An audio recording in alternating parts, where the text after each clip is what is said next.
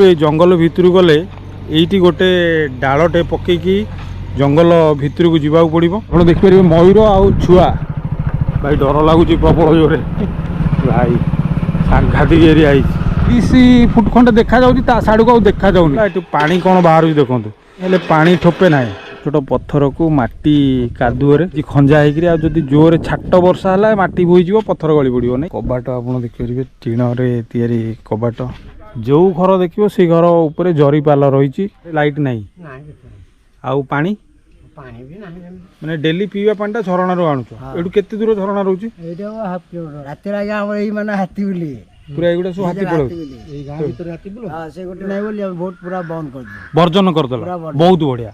तो नमस्कार जय जगन्नाथ दर्शक बंधु आशा करे आपण माने समस्त भलर थिबे बंधु आज वीडियो मु आपण मानकु एमिति एक जगह को नै जिवि जो गोटा कि हम राजधानी रु मात्र 20 रु 25 किलोमीटर गले पड़े तो से जगहटी पूरा चारिपट पहाड़ आउ जंगल भितर अच्छी आउ से जंगल भितर गोटे गाँ अच्छी जो गाँटी ना हूँ पिठाखिया से गाँव में आज भी इलेक्ट्रिक नहीं पानी नहीं पाखापाखि 200 रु 300 लोक से जगार बसवास करुँच संध्या हेले से जगार पूरा अंधार घोटी आसे रातिर अंधार जीवजंतु मानकर आवाज रे से मानकर रात्रि कटि जाए मुंड उपरे भी गोटे भल घर नहीं नड़ा झाटीमाटी घर रही तो ये अनेक किछि कहानी बा कथा से गाँ विषय शुणा मिले आ से गाँटी को जाइकी पहुँचवा भी एत सहज नुहे पाखापाखि 6 रु 7 किलोमीटर पूरा डीप फॉरेस्ट बा जाओ कहती घंच जंगल मध्य जावाक पड़ो तो वीडियोटी पूरा जबरदस्त हम आ हाँ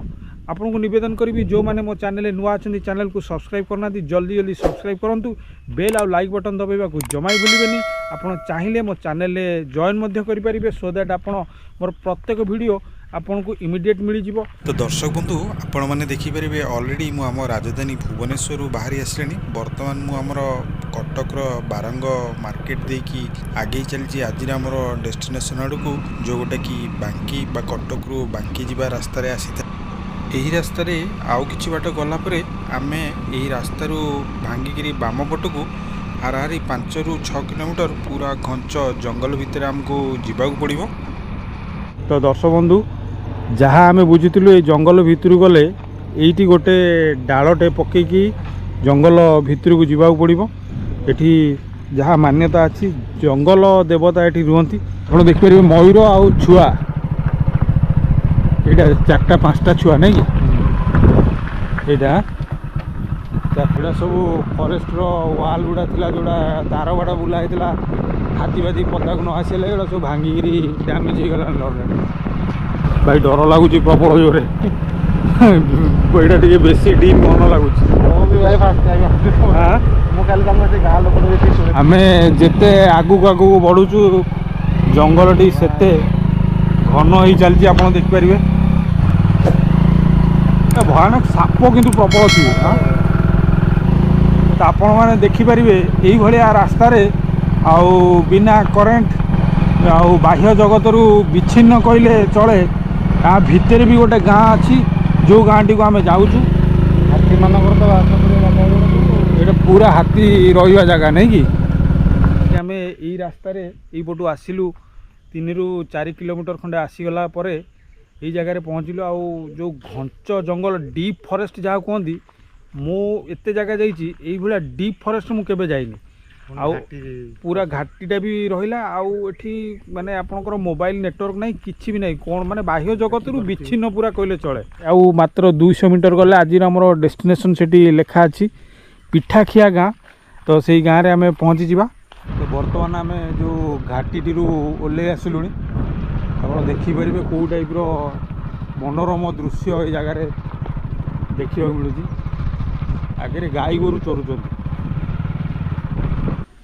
तो ये देखिपारे घंच जंगल मध्य गोटे सरकारी स्कूल रही जोड़े लिखाई सरकारी प्राथमिक विद्यालय पिठाखिया 1953 स्थापित माने पाखापाखि आज को 60-70 वर्ष पूर्व आपण मैंने देखिपारे यहाँ हूँ से पिठाखिया गाँ आम जा ये गोटे घर अच्छी देखा केते परिष्कार परिच्छन्न अच्छी यही घरटी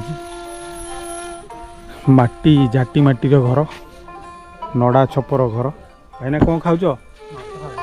ପଖାଳ ଆଉ ଭଜା ନାଇଁ କି? ଗାଁରେ ଲାଇଟ୍ ନାହିଁ ଆଉ ପାଣି ପାଣି କେଉଁ ପାଣି ପିଉଛ? ବୋରିଂ ନାହିଁ।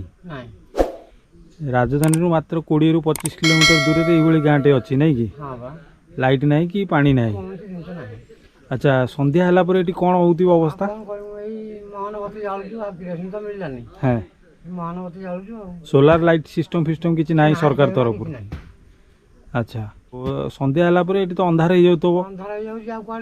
ଚାରିପଟ ତ ଘଞ୍ଚ ଜଙ୍ଗଲ। ହାତୀ ଜୀବଜନ୍ତୁ ସବୁଦିନ ସବୁଦିନ ହାତୀ ଆସୁଛନ୍ତି। ହଁ ଏଠି ଛେଳି କୁକୁଡ଼ା ସବୁ ପାଳିଛନ୍ତି ଦେଖିପାରିବେ। এইଭଳି ଘର କୋଉଭଳି ରହିଛି ପଥରରେ ମାଟି କାଦୁଅରେ ଲେପିକିରି ଘର ରହିଛି। କବାଟ ଆପଣ ଦେଖିପାରିବେ ଟିଣରେ ତିଆରି କବାଟ। ଆଉ ଏଠି ଗୋବର ଲିପା ହେଇଛି ମାଟି ଘର। ଲାଇଟ୍ ନାହିଁ ମାଉସୀ ଗାଁରେ ନାଇଁ କି? କେଉଁ ଟାଇପ୍ର ଘର ହେଇଛି ଆପଣ ଦେଖିପାରିବେ। ପଥର को छोट छोट पत्थर को माटी कादुअरे माटी रे कादुअरे एटा हेजी खंजा हेकरी आ जदी जोरे छाट वर्षा हला माटी बोई जीवो पत्थर गली पड़िबो नै कि? आ पालो टाणी की रहउचंदी लोक गुडाक। एठी गोटे छेली पालन प्रकल्प हेजी। एटा आगुरु पूर्व सरकार को द्वारा हेतिला बोते नै कि? 1,20,000 खर्च करके गोटे छेली पालन प्रकल्प होता। बर्तमान यार अवस्था आप देखिए किसी ना छेली तो ना मनीष एत असुविधा रोचे छेली कौन रंथ बांध सब पड़ेला। बर्तमान सरकार एगुड़ा सब चेक करूना। यहाँ हूँ गाँव मेन मंडप जगटा नहीं कि मेन जो जगटा कहुए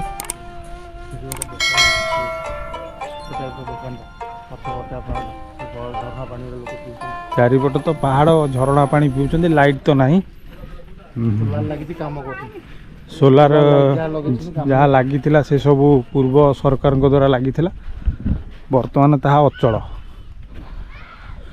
तो आपने देखु ओडिशार राजधानी ठू मात्र 20 किलोमीटर दूर गले यही अवस्था लोक मैंने कौ टाइप रोचंती माने जरी पाल जो घर देखिए से घर उपरे जरी पाल रही सूतारे बंधा ही से जरी पाल।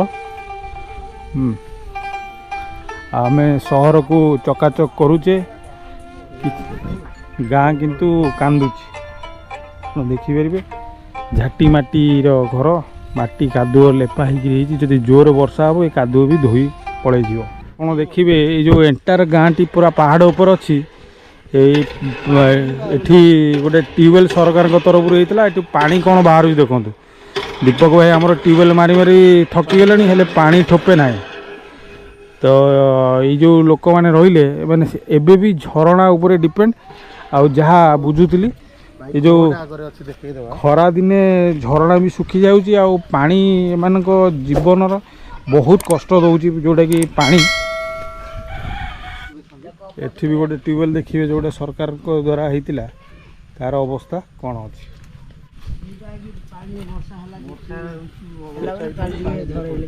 ये कूटा नहीं कि ये कूर पानी की बर्तमान कौन व्यवहार कर देखिपारे। ये जो कूह पानी ता भीतर कईच फईच भासुंट वर्षा हवा द्वारा ए पानी हवा को यहाँ से व्यवहार करुँच। भाई तुम नाटा कौन? ना अटल जेना। अटल जेना यही गाँव निवासी कौन गाँटा ना? पिठाखिया। पिठाखिया गाँ। अच्छा ये गाँव टोटाल लोक संख्या केते अनुमानिक? आमर भोट हूँ 200 भोट आउ छोट पिला ये सब मिसिले आउ 100-200 माने 300-400 लोक रोचंती। हाँ अच्छा गाँव रे लाइट नहीं? लाइट नहीं आउ पानी रो व्यवस्था पीवा पानी रो व्यवस्था भी नहीं। व्यवस्था तो आपन देखते तो सिखला झर वर्षा टिके ये जो कूटा कूह ये वर्षा जो है से झर पड़ा या व्यवहार कर झरणा आनिकी पियो मैंने डेली पीवा पानी झरणा आणुच। एटू केते दूर झरणा रोची? ହାଫ୍ କିଲୋମିଟର ଯାଇକି ଆଣୁଛ ନାଇଁ କି? ସରକାରଙ୍କ ତରଫରୁ କିଛି ହେଇନି? ନାଇଁ ଆଚ୍ଛା, ଆଉ ଏଠି ଯେଉଁ ତମେ ରହୁଛ ଏଠି ଚଳୁଛ କେମିତି, ମାନେ ରୋଜଗାର କ'ଣ କରୁଛ? ରୋଜଗାର କ'ଣ ଏଇ ବିଲ ଫସଲ ଯାହା ଯେମିତି କି ଚଳୁଛନ୍ତି। ବିଲ ଫସଲ ରାତି ହେଲେ ତ ଟୋଟାଲ ଅନ୍ଧାର ହେଇଯାଉଥିବ ରାତିରେ ଆଜ୍ଞା ଆମର ଏଇ ମାନେ ହାତୀ ବୁଲି ପୁରା, ଏଇଗୁଡ଼ା ସବୁ ହାତୀ ପଳଉ ଏଇ ଗାଁ ଭିତରେ ହାତୀ ବୁଲ। ହଁ, ସେ ଗୋଟେ ଘରକୁ ହାତୀ ଭାଙ୍ଗିଦେଲା, ଧାନ ଟେକି ନେଇଥିଲା। ଏବେ ତ ରାତି ହେଲେ ତ ପୁରା ଗୋଟେ ଭୟାନକ ସିଚୁଏସନ୍ କ୍ରିଏଟ୍ ହେଉଥିବ। ଆପଣ ଆମେ ଝାଡ଼ା ବି ଆସିପାରିବୁନି ରାତିରେ, ଝାଡ଼ା ମଳିଲା ଝାଡ଼ା ଆସିବ।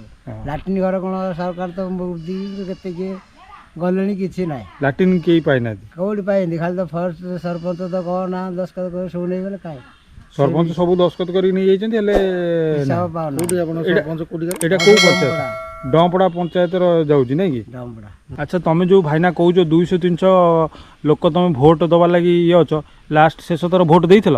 ଆଜ୍ଞା ଏଇ ଭୋଟ ଟୋଟାଲ ଦିଆ ହେଇପାରିଲାନି, ଆମର ଯେଉଁ ଘର ଦ୍ୱାର କିଛି ମିଳୁନାହିଁ ବୋଲି ଆମେ ଭୋଟ ପୁରା ବନ୍ଦ କରିଦେଲୁ, ବର୍ଜନ କରିଦେଲ। ତ ଆପଣମାନେ ଦର୍ଶକ ବନ୍ଧୁ ଦେଖିପାରିବେ ଭାଇନା ଯାହା କହୁଥିଲେ ଯେ ଶେଷ ଯେଉଁ ଭୋଟ ହେଇଥିଲା ସେ ଭୋଟରେ ମାନେ ଟୋଟାଲି ଗାଁବାସୀ ଗ୍ରାମବାସୀ ଭୋଟଟିକୁ ବର୍ଜନ କରିଦେଇଥିଲେ, କାହିଁକିନା ଯେହେତୁ ସରକାର ସବୁବେଳେ ୟାଙ୍କୁ ମିଥ୍ୟା ପ୍ରତିଶ୍ରୁତି ଦେଉଛି ଆଉ ଏମାନଙ୍କର କଥା କିଛି ରହୁନି। ଏବେ ବି ଏମାନେ ଏଇ ଘଞ୍ଚ ଜଙ୍ଗଲ ଚାରିପଟେ ପାହାଡ଼, ସେଇ ପାହାଡ଼ ମଝିରେ ଥିବା ଏଇ ଗାଁରେ ଘଞ୍ଚ ଜଙ୍ଗଲ ଭିତରେ ଅନ୍ଧାରରେ ରହୁଛନ୍ତି, ଆଉ ପିଇବା ପାଣିର ବ୍ୟବସ୍ଥା କିଛି ବି ନାହିଁ କହିଲେ ଚଳେ। ତ ସେଥିଲାଗି ସିଏ ଭୋଟ ବର୍ଜନ କରିଦେଇଥିଲେ ନାଇଁ କି? ଟୋଟାଲି ଭୋଟ ଦେଇନଥିଲ? ନାଇଁ ଆଜ୍ଞା ଟୋଟାଲ। ଆଚ୍ଛା, ସାପ ଫାପ ଦେଖୁଥିବ? ହଁ, ସାପ ତ କୋଉ ସାପ? ଅଜଗର ଦେଖୁଛ? ଅଜଗର ନାହିଁ, ଆଉ ବୁଢା ଅଧିକା। ବୋଡ଼ା, ଯେହେତୁ ପାହାଡ଼ ଚମ୍ପା ବୋଡ଼ା ଏଇଟା ସବୁ ଥିବ, ସେ ନାଗ ଫାଗ ବି ବାହାରୁଥିବେ, ହଁ। ଅଇରାଜ ସବୁ ଅଛନ୍ତି ସବୁ, ତା ବେଳା ଜାଗା ମୁଣ୍ଡେ ସବୁ ଅଛି, ସାପ ଗାଡ଼ ବୋଲି ଜଙ୍ଗଲ ସବୁ ଥାକ ଅଛି। ଆଚ୍ଛା କୋଉଠି ସାପ ଗାଡ଼, କୋଉଠି ସବୁ ତାର ଅଛି ତାର। ଆଚ୍ଛା ଆଚ୍ଛା ବାଘ ଖୋଲୁ, ବାଘ ସେ ଖୋଲୁରେ ବାଘ ରହିବ, ଆଚ୍ଛା ଏମିତି ସବୁ ଅଛି ଆଚ୍ଛା ଆଚ୍ଛା। ସିଷ୍ଟମ। ଆଉ ବାରା ଫାରା? ବାରା ତ ଚାରିଆଡ଼େ ବୁଲୁଛନ୍ତି ଆଉ। ଜଙ୍ଗଲୀ ବାରା? ହଁ ହଁ, ହରିଣ? ହରିଣ ମହା ସବୁ ହରିଣ ବାରା ଯାହା। ଭଉଣୀ ପାଣି କୋଉଠୁ ଆଣିଲ ଯାଇ? ଏଇ କୂଅ ଏପଟେ ଗୋଟେ ଅଛି? ହଁ, ଏଠି କେତେ ବାଟ ତମ ଘର?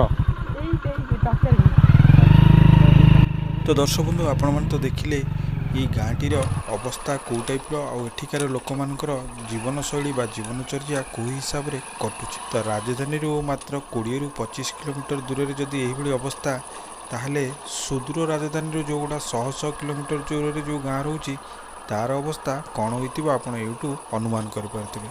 ଆଶା କରୁଛି ଭିଡ଼ିଓଟି ଆପଣଙ୍କୁ ନିଶ୍ଚିନ୍ତ ଭଲ ଲାଗିଥିବ।